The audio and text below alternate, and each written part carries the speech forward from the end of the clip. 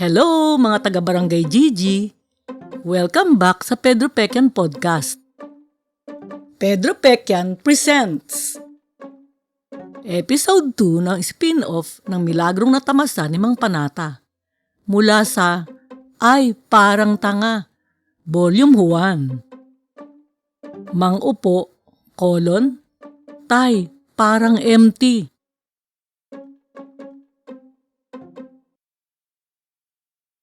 Ay, wala na akong maupan. Napatalon si Junjun.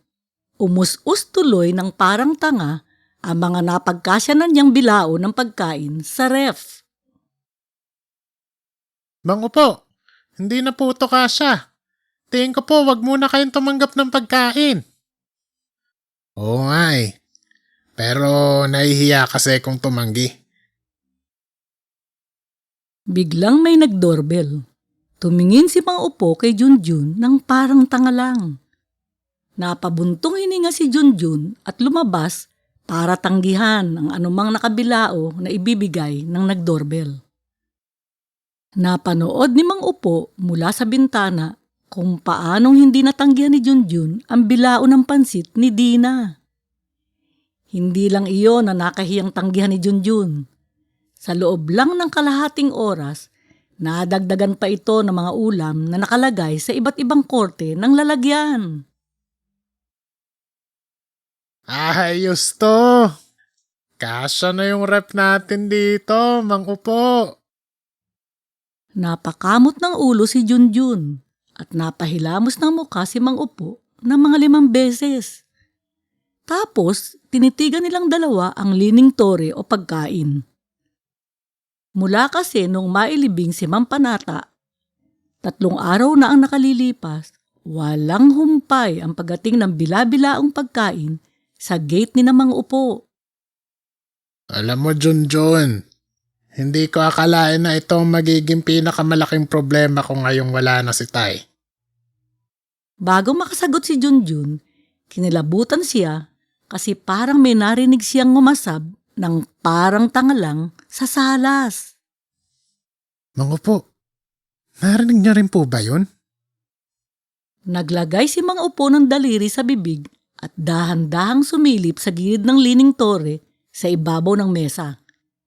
Sumilip din si Junjun sa kabila nito. Sabay nalaglag ang panga ng dalawa nang makitang may batang namumuwalan sa biko ni Elsa sa salas. Sino yun? Kilala mo ba yun? Parang pamilyar po siya. Hindi ko nga lang po alam kung saan ko siya nakita. Pumunta si Mang Upo sa salas at sumunod si Junjun. Iha, anong ginagawa mo sa salas namin? Napahinto ang bata sa pagsubo at lumingon kay Mang Upo. Noong magtama ang paningin nila ni Junjun, namulagat ang bata at nanginig ng bahagya. Kumunot ang noo ni Junjun. Pilit na iniisip kung saan niya nakita ito. Sa salas natin? Salas ko rin to. Nagtinginan sina Junjun at Mang Upo. Iha, dalawa lang kami ni Junjun na nakatira rito. Sino ka ba? Anak ako ni Mang Panata. Kaya bahay ko rin to. Natahimik ang buong salas. Kumurap si Mang Upo. Kumurap si Junjun. Ngumasab ng parang noon lang nakakita ng biko ang bata. 1 subo, 3 subo, 10. Lumaklak ng sagot gulaman ang bata. Gumuhit ng maganda ang samalamig sa lalamunan nito at napahay ito sa sarap. Natauhan si Mang Upo at hinatak si Junjun sa kusina. Junjun, tingnan mo ko. Tingnan mo siya. Magkamukha ba kami? Mahirap pong masabi. Pero parang magkakutis po kayo. Pero ano sa tingin mo? Magkapatid ba kami? Ay, hindi ko lang po alam. Pero napakabata pa po niya. Hindi naman po siguro siya nagsinungaling. Kaso nga lang po... Ano? Kung tatay niya si Mang Panata, gaya ng sinasabi niya, bakit po ang tawag niya kay Mang Panata Mang Panata?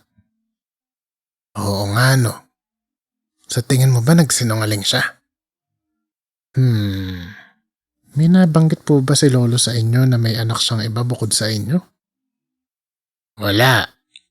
Ang alam ko kay Tay, laging nasa simbahan, namamanata. Yun din po ang alam ko. Saka nakakausap po ako ng ate na nagsisilbi sa simbahan. Maghapon daw po si Lolo dun, araw-araw. At tuwing gabi, umuwi si Tay dito. Laging may dalang masarap na hapunan. Nagbuntong hininga ng sabay ang dalawa at natahimik saglit. Mang Upo, ayoko pong magbintang ng mali. Pero parang ang dating po sa akin ngayong nakausap ko kayo, nagsinungaling tong batang to. Oo nga. Pero alam ko na ang gagawin para malaman kung anak nga siya ni Tay. Papa-DNA niya po? Ano? Ano? Ano pong ano? Sa isang iglap lang, nasa kusina na ang bata. May hawak na biko ito at may latik pa sa labi. Ano po yon? Junjun! Magkapatid nga kami! Po? Diba? Lito ang pangalan ng mga lalaki sa angka namin. Ano naman ang pangalan ng lahat ng babae? Ganun po pala. Iha, lumapit ka nang tinawag kitang ano. Ano nga ba ang pangalan mo? Opo. Kumuha at kumagat na isang hita ng fried chicken sa mesa si Ano. Kumunot ang noo ni Junjun dahil parang hindi sigurado ang bata. Magkapatid nga tayo. Tawagin mo kung upo. Nabilaukan si Ano sa fried chicken.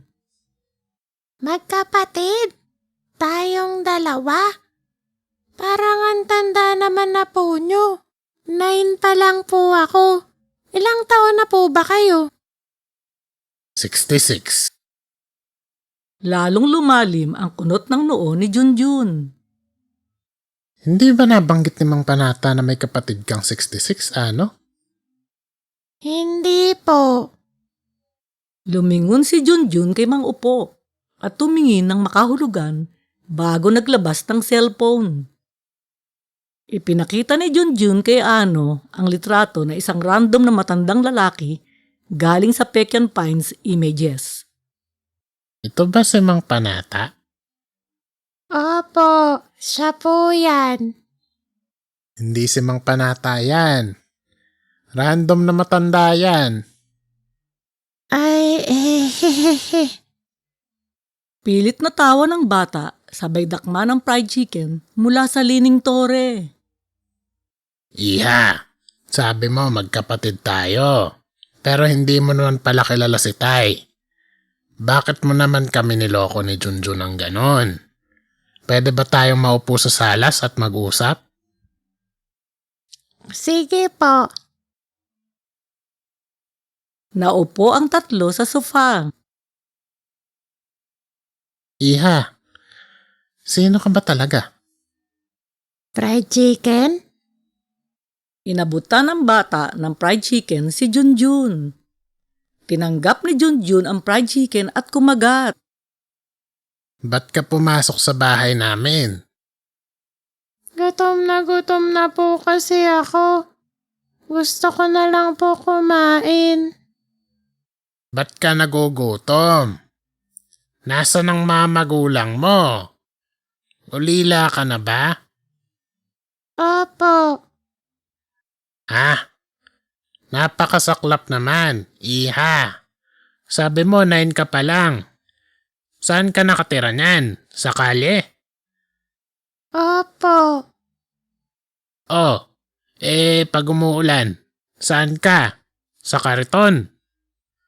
Opo. Kaya ka gutom na gutom. Kawawa ka naman. Halika sa kusina. Marami kaming pagkain. Isinama ni Mang Upo ang bata sa kusina at hinainan ni na Mang Upo at Junjun ito. Matapos maghain, kinambata ni Junjun si Mang Upo at pumunta ang dalawa sa salas. Ano yon, Junjun? Sa tingin niyo po ba nagsasabi na siya ng totoo? Bakit? Tingin mo nagsisinungaling pa rin siya? Hindi ko lang po alam, Mang Upo. Parang sumakay na lang po siya nang sumakay sa mga sinabi niyo. Ha? Mang Upo, kaya na po nagkwento ng buhay niya. Tas puro opo na lang ang sinagot niya. Oo nga no. Pero Junjun, tingnan mo naman. Gutom na gutom talaga siya. Inobserbahan ni Junjun ang bata.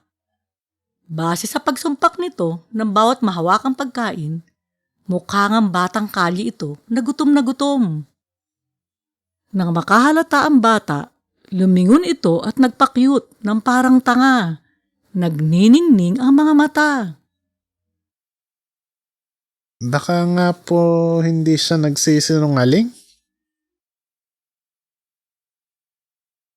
Kumain sina Junjun at Mang Upo kasama ng bata. Nang tanungin ni Junjun ang bata kung ano ang pangalan, sabi nito hindi niya alam. Napagdesisyon na ng tatlo na tawagin na lang munang Ano ito. Para makasiguro na nagkasabi nga ng totoo si Ano, agad na nagtungo sa presinto si Junjun. Dala ang litrato nito para maitimbre na nasa kanila ito. Pag-alis ni Junjun, nagbukas ng TV si Mang Upo at inilipat ang channel sa balita sa tanghali. Mga kababayan, may bagong modus po ngayon. Ang umpisa, may batang magpapanggap na anak ng taong kamamatay. Tapos, kapag nasa loob na ng bahay, ipagtitimpla ng orange juice na may kahalong pampatulog ang mga nakatira. Ang ending, magigising na lang ang mga biktima sa walang lamang bahay. Hala, Bakit po? Tanong ni Ano habang naghahalo ng juice. may bago palang modus ngayon, Iha. Narinig mo ba? Opo. Iniabot ni Ano kay Mang Upo ang juice. Salamat, Ano. Mukhang masarap ito ah. Matagal na akong hindi nakakainom ng orange juice. Teka, ba't wala ka? Hindi ka iinom? Hindi po. Busog ka pa. Opo. Sa bagay, ang dami mo ngang nakain. Patuloy na nagbabala ang newscaster sa TV. Marami-rami na rin po ang nabiktima nito. Mag-iingat po kayo. Huwag kayong basta magpapapasok sa bahay nyo. At lalong huwag kayong iinom ng juice na galing sa hindi nyo kakilala. Tama. Malutong na sang-ayon ni Mang Upo bago uminom ng orange juice galing kay Ano. Bata na nagpanggap pa lang na anak ni Mang Panata na kamamatay lang. Parang inaantok ako. Matutulog muna ako. Ano? Basta, huwag ka magpapasok ha. Narinig mo yung modus. Nod ka, TV. Sige po. Manonood po ako ng TV. Habang kinukuha nila yung mga gamit nyo. Nakalma si Junjun matapos makakausap ng pulis. Mukhang wala namang naghahanap kay Ano. Kung sakaling mabago iyon, iniwan niya ang number niya kasama ng picture ni Ano sa pulis. Pag-uwi ni Junjun, nawala ang pagkakalmado niya. Nakabutang-tang ang gate nila ni Mang Upo. Pagpasok ng bahay, nanlaki ang ulo niya. Nawawala ang TV, nawawala ang electric fan. Walang natira maski ang sopa na may hulma ng tumbong ni Mang Upo. Bang upo. Nanatiling tahimik ang bahay. Kabadong-kabadong pumunta sa kusina si Junjun. Sa gitna ng kusinang wala ng laman, nakita niya si Mang Upo. Walang malay, nakapiring, nakatape ang bibig at nakatali ang mga kamay sa likod. Bang upo. Nangangaykay na tinanggal ni Junjun ang piring ni Mang Upo. Inalog-alog niya ito ng 3 beses. Tapos may kumasang baril sa likod niya. Pulis ito. Taas ang mga kamay.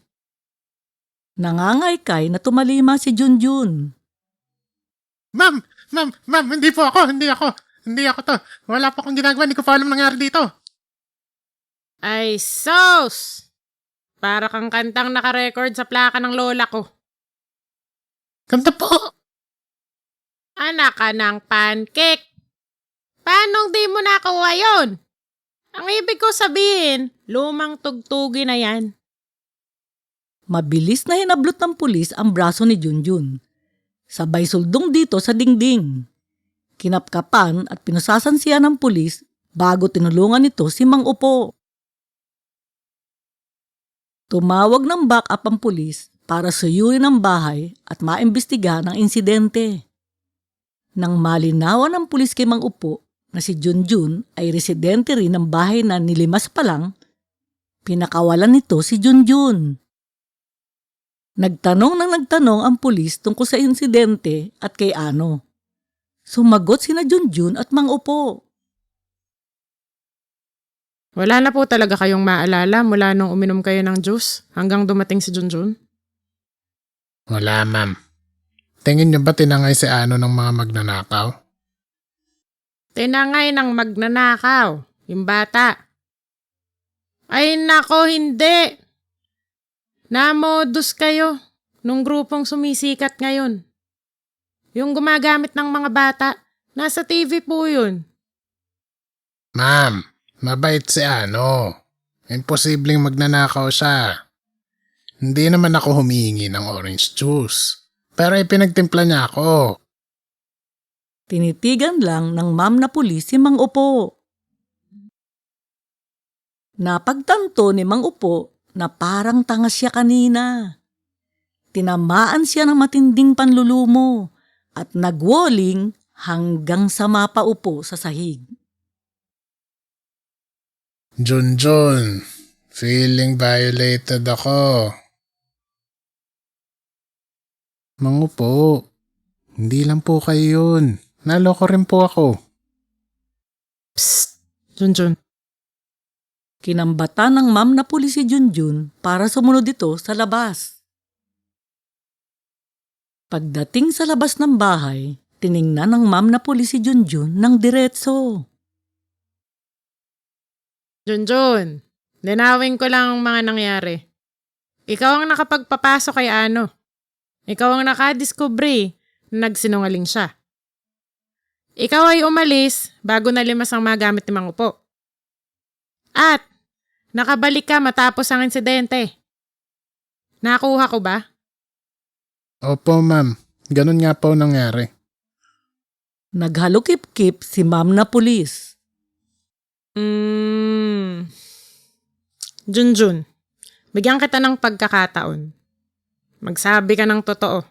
Ano kinalaman mo sa insidente? Ma'am, wala ako dito kanina. Wala talaga akong kinalaman dito. Junjun, sabi mo pa lang, ikaw ang nakapagpapasok sa bata.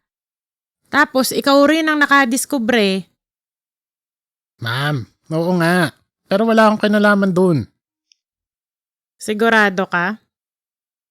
Ma'am, dito ako nakatira. Bakit ko naman nanakawin yung bahay namin? Sige. Pero tandaan mo, Junjun, kung nagsisinungaling ka ngayon, malalaman ko rin. Bago pa makasagot si Junjun, pumunta na si ma'am na pulis sa kanyang sasakyan. Papasok na sana sa bahay si Junjun. Pero nakita niya sa sulok ng mata niya si Ano. Nakaupo sa isa sa mga upuang gawa sa bato sa pagkalaki-laking lote ni Pedro sa tapat. Nagtama ang paningin ni na Junjun at Ano. Ma'am, si Ano. Ayun sa tapat. Agad na tumakbo si Ano, pero mabilis siyang inabutan ni Junjun at ng ma'am na pulis. Bata, pulis ako. Huwag kang matakot. Hindi kita sasaktan. Sabihin mo sa akin, sino ang nag-utos sa'yo na painumin si Mang Upo ng Diyos kanina? Natahimik na mga 2 segundo si Ano bago lumingon kay Junjun. Tumaas ang isang kilay ng ma'am na pulis. Siya po. Malinaw na sagot ni Ano sabay turo kay Junjun. Hala, ma'am. Sabi po niya po, ilagay ko sa Diyos ni Mang Upo po. Tapos, bibigyan niya daw po ako ng 100. Tapos, hindi ko po alam na may pampatulog yun po. Pinusasa ng pulis si Junjun at inaresto ng parang tanga lang. Ma'am, maniwala kayo. Wala akong kinalaman sa batang to. Nagdadrama yan. Mas cute yung boses na kanina. Natigilan si Ano, ibig ng pawisan. Junjun, lumang tugtugin na yan. Sa presinto ka na magpaliwanag. Alam ko na kung saan ko siya nakita. Nagtama paningin namin. Modus nga to, ma'am. Nagmamanman siya sa amin nung 15 panata. Sinarahan ng ma'am na pulis ng pinto ng kotse si Junjun. Ma'am, naalala ko na. Sigurado ako, ma'am. Nasa sementeryo siya nung 15 panata. Habang abala ang ma'am na pulis kay Junjun, nagmadaling pumasok ng bahay ni Mang Upo si Ano. Bata, sumama ka sa... Asa na yun? Dinala ng pulis sa presinto si Junjun. Pag-alis ng kotse ng pulis, lalabas na sana ng bahay ni Mang Upo si Ano. Kaso, narinig niya ang pagtangis ni Mang Upo. Panginoon, kinuha na nila lahat. Pati si Pilyo ni Tay. Yung sopa namin na nakahulma yung tumbong ko. Hindi nila sinanto. Pero Panginoon, feeling violated man ako na nawala na ang lahat kasama ang mga alaala ni Tay. Ako ay natatakot pa rin para kay Ano. Kahit na po nagsinungaling siya, pinatulog ako at ninakawan. Maganang loob ko sa kanya. Panginoon. Mang Upo? Totoo ba kayo? Ano ba yan? Pumalatak at nagpapadyak si Ano. Ano? Andiyan ka pala. Ayos ka lang ba? Nagliwanag ang mukha ni Mang Upo pagkakita kay Ano.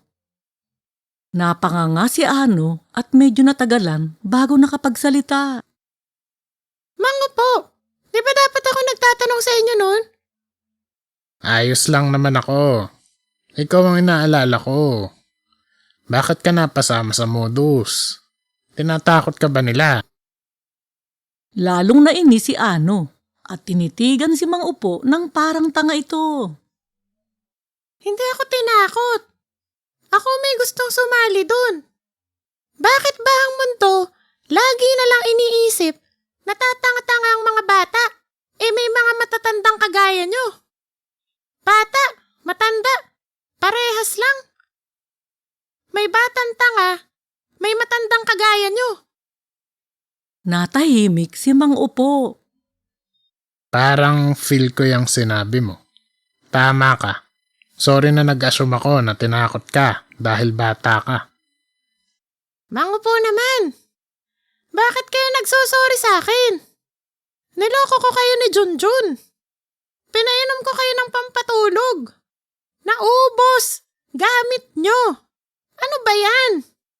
Kayo ba talaga yung pinainom ko ng juice kanina?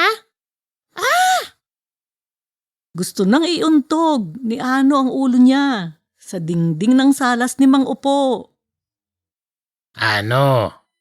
Nagsorry lang naman ako. Kasi na-feel ko yung point mo. Okay na, okay na. Alam ko kung nasan yung mga magna. Bigyan niyo ako ng 200. Samahan ko kayo sa kuta nila nang mabawi niyo mga gamit niyo. Kaysa nagsusorry kayo sa akin. Napangiti si Mang Upo. Sandali. Sabi mo, hindi ka nila tinakot. Bakit mo ako tutulungan? Nagigilty ka ba? Ano? Pumula ang pisngi ni Ano. Nagigilty? Ako? Bakit ako magigilty para sa inyo? Nanakawa na kayo. Iiyak-iyak pa kayo dyan. Kung kumikilos kayo, para makita yung mga gamit nyo, baka mag-guilty nga ako. Kung hindi ka nagigilty, ba't mo ako sasamahan? Pwede mo namang ibigay na lang sa akin yung address. Natahimik si Ano. Nagkulay kaldero na ang mukha at nagpapadyak ng parang 5 taong gulang na binawal kumain ng candy kasi kalahating oras na lang hapunan na. Hindi ako nagigilty. Hindi kasi nila binigay yung 100 ko. Yun ang usapan. Hindi nila tinupad. Kukunin ko yun ng personal sa kanila. Yun lang yun. Hindi ako nagigilty. Kaya mo ako tutulungan kasi hindi ka nila binayaran. Oo, yun lang yun. Tandaan nyo, hindi ako yung tipong nagigil trip. Kaya ako lang kayo tutulungan kasi hindi sila marunong tumupad sa usapan. Napahinto si Ano nang makitang nakangiti na naman si Mang Upo sa kanya. Oh, ba't ganyan ang itsura nyo? Wala. Natutuwa lang ako kasi kahit na ginawa mo yung mga ginawa mo kanina, may moral compass ka pa rin. Moral compass? Anong moral compass? Mangupo naman, anong moral compass ang sinasabi nyo? Nagagalit ka kapag may hindi tumutupad sa usapan. Ibig sabihin, ikaw mismo, pag may usapan, ginagawa mo. Ay, ang dami niyong sinasabi. Ano? Bibigyan niyo ba ako ng 200 o ano? Baka makalis na yung mga kumag na yun sa stopover. Baka dapat tumawag tayo ng pulis. Kumunot ang noo ni Ano. Nakalis na lahat ng pulis. Saka, anong gagamitin yung pantawag? Wala na kayong kahit na ano. Ano? Tara na. Uupo-upo na naman kayo. Teka nga lang. Kaya ba mangupo tawag sa inyo kasi puro upo ginawa nyo buong buhay nyo? Na-feel ng malalalala ni Mang Upo ang sinabi ni Ano. Kaya sumama na lang siya dito.